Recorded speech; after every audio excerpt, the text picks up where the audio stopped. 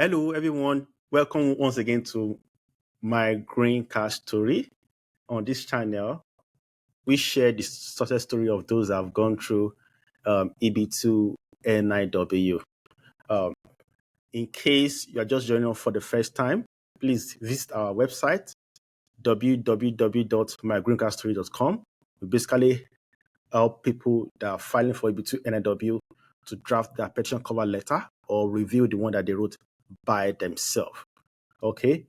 Disclaimer, I'm not a lawyer by any means, neither do I render immigration advice. The reason why I talk about EB2-NIW is because I filed for my petition by myself and it was approved. And since then, I've helped friends, family, and even people that I meet for the first time to draft the petition for EB2-NIW. In today's interview, I'll be interviewing someone very special. This gentleman, he applied for EB2-NIW by himself. He does not belong to a STEM field, okay? And beside that, he was a Fulbright Scholar. So for those of you that are aware about Fulbright, you didn't, after you finish that, whether it's a master's or PhD, that you were enrolled for, and you got that Fulbright scholarship, you need to go back to your country to spend 2 years before you can come back to the US to either file for EB2-NIW or even to get H-1B visa. So my guest today will be walking us through how he was able to meet the requirement of that Fulbright Scholar residency, and also how, as a non-STEM professional, was able to show that his proposed endeavor has substantial merit and national importance. So help me welcome Dr. Japhet. Japhet, please, you're welcome to my green card story. Please, can you briefly introduce yourself? Thank you. Thanks. My name is Japhet.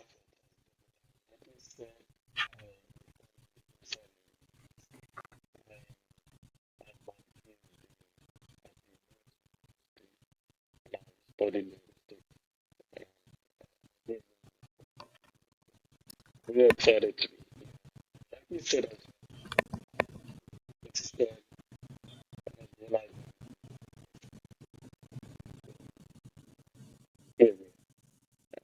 you said it again.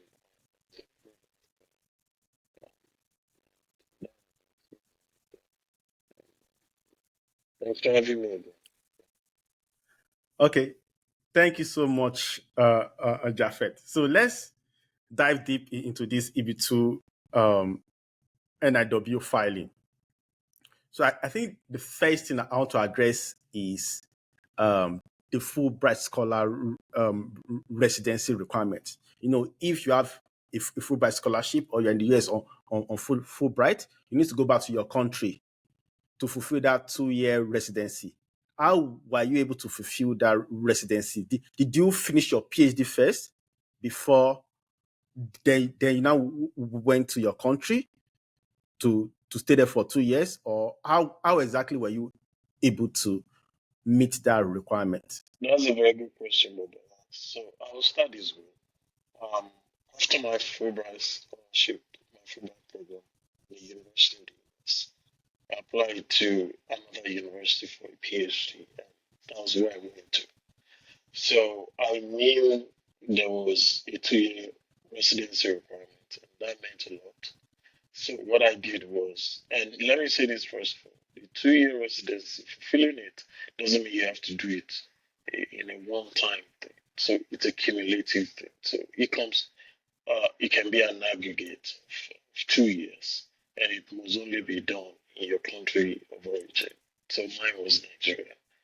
So what I did was every time I had the opportunity to go, I would make sure I timed the dates. And like I said, it wasn't a one-time thing. So I remember the first time I spent the 2 year was when I went back home mandatorily after my Fulbright Fellowship. It was about 3 months, and I came back and I would go back again. But a chunk of the 2 years was spent during my 4th year. PhD because my research was on a language in Nigeria, so I needed to be on the field. So, and I had this agreement with my supervisor. Actually, my program is designed that you must be on the field for a whole year. I didn't know this one, so that was a blessing for me. So I had to spend a whole year in Nigeria relatively and balanced up oh, the 2 years. So when I finished the 2 year residency requirement was when I returned to the US to complete my PhD. Um, you were working on your PhD, and at the same time, you were trying to meet your Fulbright residency requirement by going back to your home country and staying there to undergo your research. Am I right? Yeah, that's very correct. That was exactly what I did. Yeah, Okay, but I think it's possible for people to actually waive that 2 year residency and apply for EB2-NIW. Do you know anyone that's done anything similar? those information are sketchy. I've heard of Mm. some people who applied and they got it. And I know it's a very difficult process, and the government will not get back to you until they know that it's late. What I've heard from people is people who apply for this waiver don't usually get responses until about 2 or more years. And if you're a PhD student and you're waiting for this decision in 2 years, you might have gone home to spend 3 months from the 2 years. So it's never guaranteed. But I know I've heard of people who got a waiver, but it's really sketchy. Why did you decide to apply for EB2-NIW? So one reason that made me apply was the freedom to make your decisions um, when you're done with your studies. So one of the perks of EB2-NIW is once you have it, you'll be able to, when you apply for jobs, even in universities, you hear, oh, uh, I don't know how to form this question, but it's a popular question on application, on job Do, do, application. do, do, do, do you require Sponsorship, sponsorship? yes, and that's one thing that keeps international students away from getting some employment opportunities, so trying to apply. So I just thought about, oh, I need something that will give me freedom. I don't want to be at the mercy of any employer. I don't want to be at the mercy of any university who may think, okay, they will only file a J1. J1 is the visa you get when you come for exchange programs like the Fulbright Fellowship, right? And I wouldn't be there. Someone would tell me, oh, you get a J1, or we keep you on OPT, and after you finish your studies, you have OPT, but you are not guaranteed of what your future is going to look like. So I just felt like this is a very good opportunity because I was pursuing an advanced degree in the US, and that would give me a huge leverage at that point. So that was my singular reason for applying. I applied for my EB2-NIW Hmm. in 2018. Okay. I think I started putting together my petition in 2017. Hmm. You are not in the STEM field. What made you think that you could turn in a petition and your petition could be approved? Can you tell us more about your background? Tell us what's your bachelor's degree, your master's, and your PhD, and also why you think you are still qualified to apply and get an approved EB2-NIW petition. That's another good question, Mobola. So my bachelor's was in linguistics from Nigeria. I had a master's in Mm. linguistics from Nigeria as well. I came to the US. I had another master's degree in linguistics and a PhD in linguistics. So my life has been linguistics. Anyway, so what what made me think I would be a good applicant, or I would be able to get the EB2 and IW? petition approved was I felt I have an original research, and that's something that will benefit the US, right? And my research is one that has not been done before. So me embarking on a rigorous research and knowing that my research is unique in my field gives me an edge over any other thing that comes.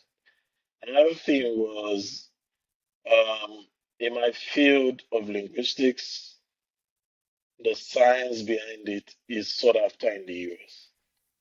So that science really gave me another edge as to why I can apply and get it. So, and I've been not knowing that I would in the future apply for EB2-NIW, but everything I've been doing um, has actually contributed to me situating myself in a good way to get this. For instance, my Fulbright Fellowship was to teach an Nigerian language in the US, right? That's huge. There's a high demand for that in the US. That contributes significantly to what I can do in the US. And I've collaborated with universities, private sectors, public sectors in the US in the advancement of languages, in the advancement of linguistics, and also attended conferences, presented papers, done research, and contributed immensely to how I might further my study or my endeavor in the US. So that really, I know also maybe I should add this that I've heard negative stories about, oh, you are not in the STEM. Like you rightly said, you might not get this approved, blah, blah, blah. Those are myths. Those are myths, right? It's not something that truly happens. When you apply, you begin to see why you might be a very good candidate for this endeavor. Okay. So, can you tell me what you proposed in terms of when you're writing your cover letter for EB2-NIW? Can you in a nutshell explain your proposed endeavor and why how you prove that it has substantial merit and also it has national importance? Good question. So, the first thing I would say is my proposed endeavor is multifaceted. So it's not like I want to do one thing and one thing. Principal among what I want to do is to be a university professor, is to be a scholar, someone who advances the technology behind linguistics in my theoretical field, someone who advances this in the light of linguistics. Another is to be a contributor using linguistic skills, advancing um, knowledge, advancing policies, um,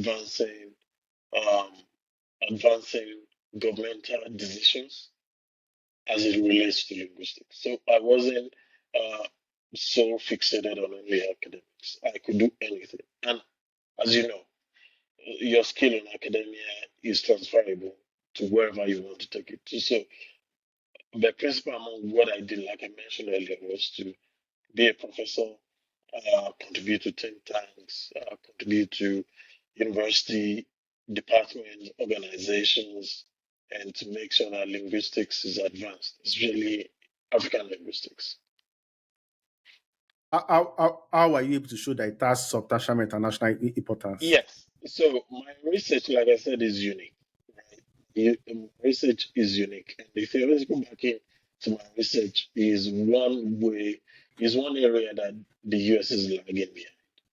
So I do phonology, phonetics, sociophonetics. I do um, things like racial linguistics as well.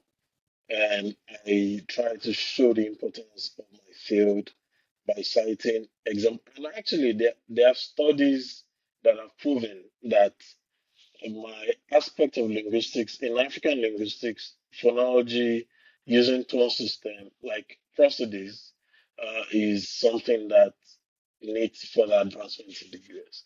And me citing those papers, citing those conference talks, citing those ideas behind what I'm doing, and showing significantly what I've contributed through my dissertation, through my papers, through my conference presentations, through everything I've done in academia, really situated me in a very good place for this approval. And then you know you can lie. You don't have to lie. There's no reason to lie. If you don't have it, you don't have it.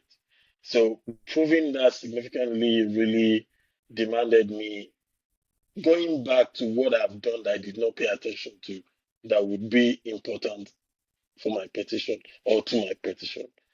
For instance, I remember that I've gone to some rural areas in the US just to teach languages.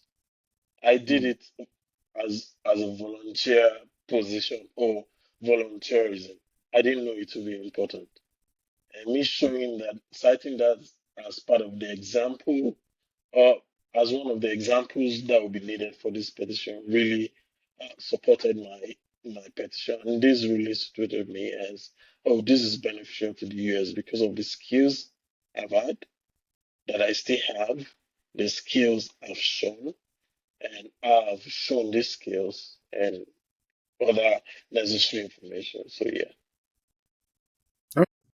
Now that you have explained, or shall I say, describe your purpose endeavor to us, can you tell us how you were able to show that you are well positioned to advance in your proposed endeavor? Yeah, as someone who has an advanced degree, one of the ways to show that you are well positioned is to show your work, right? Show your papers, show your presentations, show your conference participation, show talks you've given, and things like that. And also, I've taught in the US, I've taught in Nigeria, and students would give you a recommendation. So, showing through showing your worth through those recommendations. Of course, not all recommendations are good. Yeah. Some people are just out there to just make you feel bad. But yeah, so those good ones, I show them.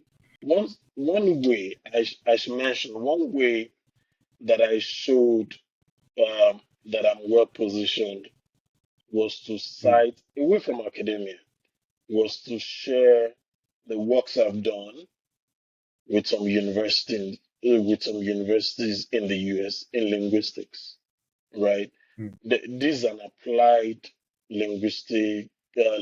Mm. It's not basically just you teaching in class because you've taught in class. I also show through some volunteerism, like I mentioned earlier. And until you start writing, you won't know you have these experiences. Until you start writing, Okay. you won't know.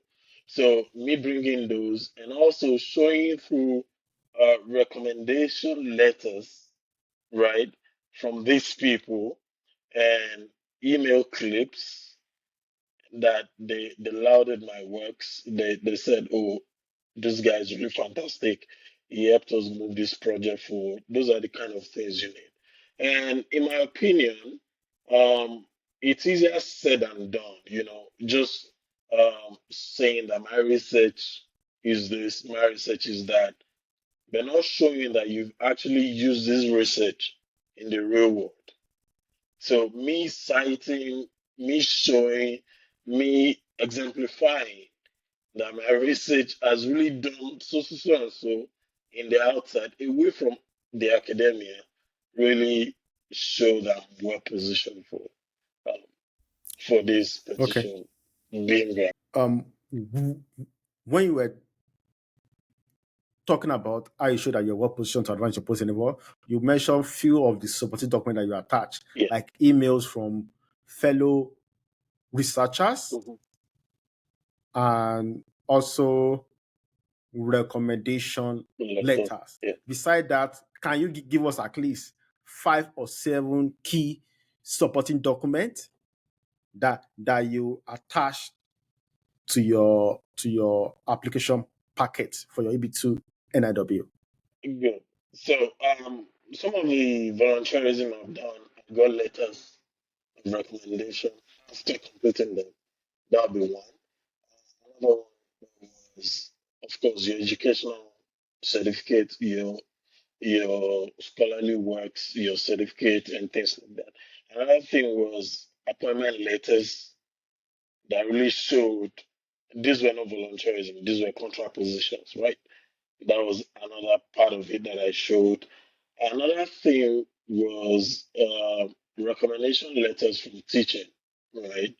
That's another one. Let me think, what else? I also showed things like manuscript and preparation, um, because I want to let people know that even if you don't have papers published, you've submitted abstract to conferences, you've submitted abstract to your professors in class for Mm, term papers and finals. You read, no graduate students in the US wouldn't have written a paper, a final paper. That paper mm. can be revised, but just make sure that you note that it's not published. Are you saying that for those that submitted a master's thesis at the end of their master's program, or a report of their capstone project, are you saying that they can turn in those documents even though those documents are not published? Is that what you are saying? So the question borders on supporting documents, right? Yes. Something that shows Yes. what you've done. And this Mm, is your original work, right? mm, So as far as I'm not mm, a lawyer who can tell them what to do and what not to do. But I think it mm, adds to your petition mm, if if you submit some documents like what you mentioned, the capstone report, um, uh, master's thesis, and things like that, because you did it. But one thing I yeah. also I'm going to advise is make sure you say it is not published because it's perjury, so you Mm, cannot lie. Okay, mm, um, it is your work, it's your original work. I don't see why not. You want to put your mm, best foot forward, so mm. everything you think would, in quote, sell your market, please put in there. Put them there. Okay. Yeah. Okay. So the next question that I have for you is about the top prong of the petition cover letter, which is on the balance, benefit the US to waive the job offer and the labor certificate. So how were you able to kind of address that section of the cover letter? That's a good question. So the first one I did was to see my work experience. What I've been doing is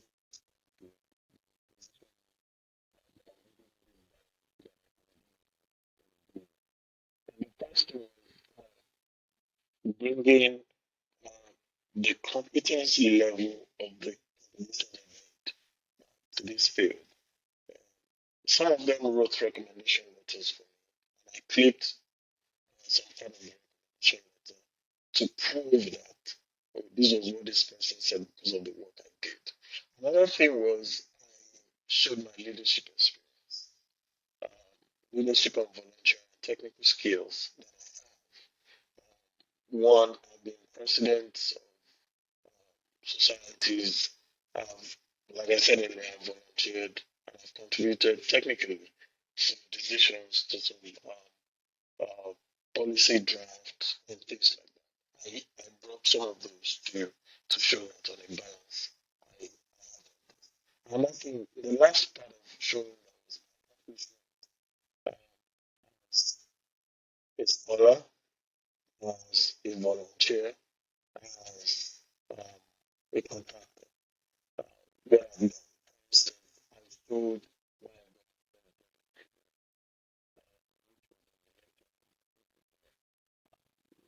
how the how the process showed that how I brought that skill um, to the US through my Fulbright Scholarship. I showed vital information, emails from the students. That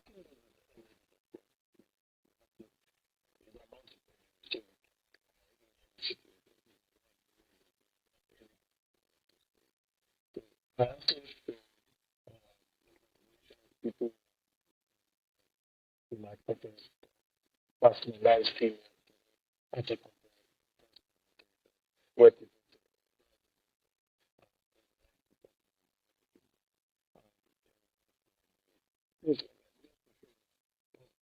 well positioned on this bank.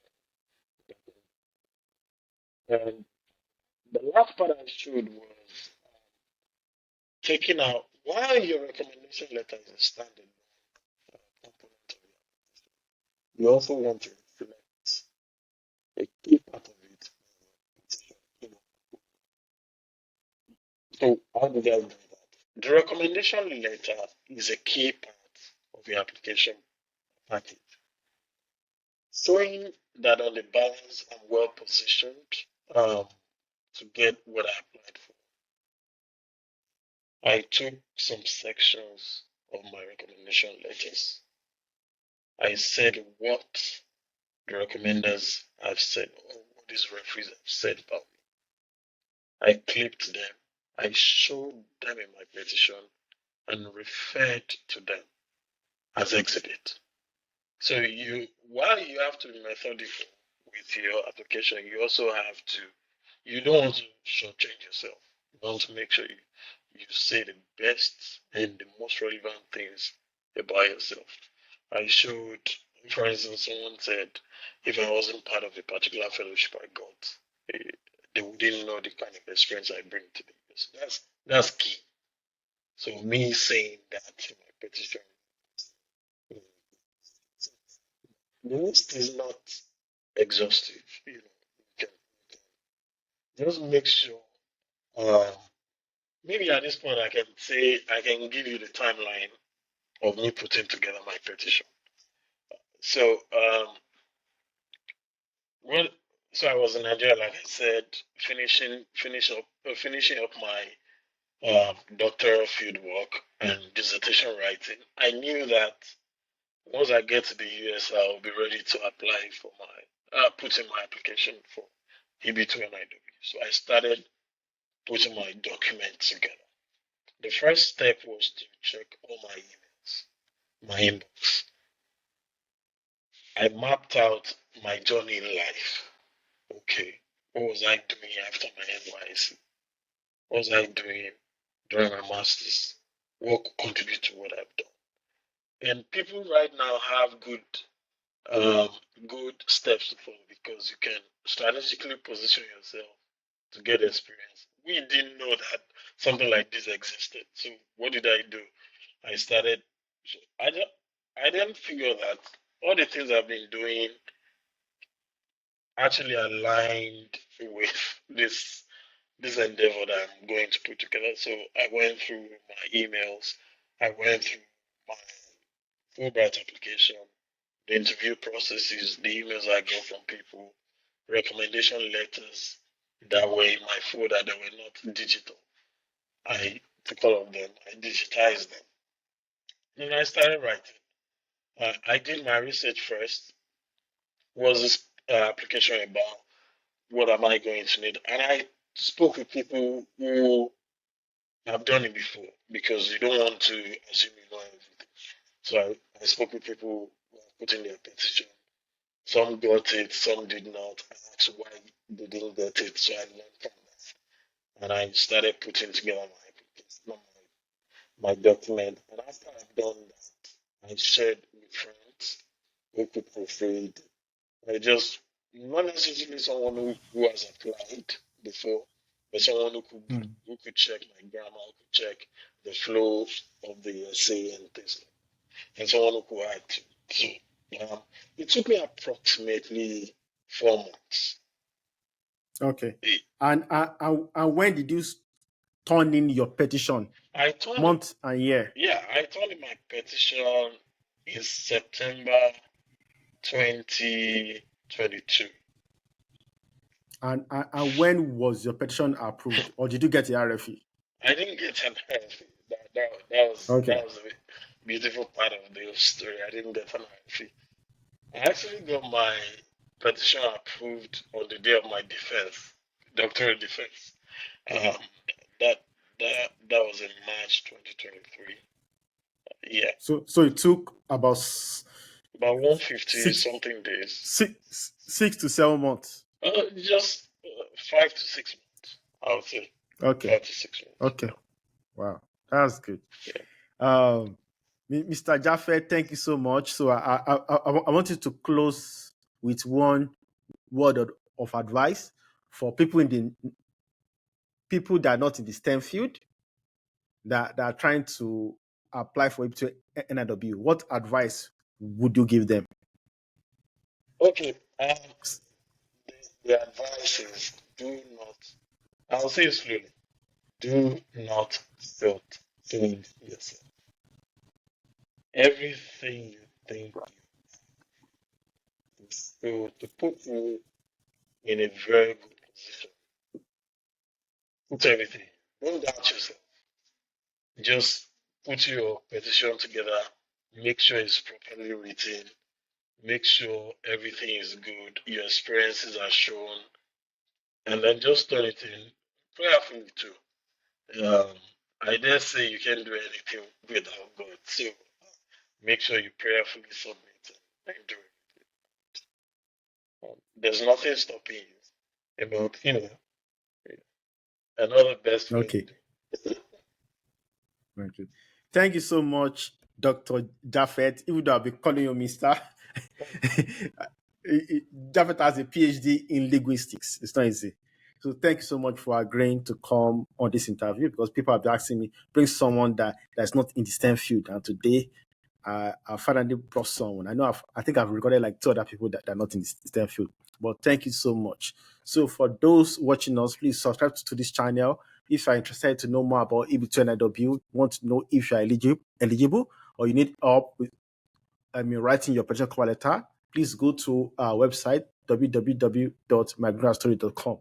Also, watch out for the second part of this interview, where Japhet and I will talk about is adjustment of status. Thank you so much. Bye, everyone.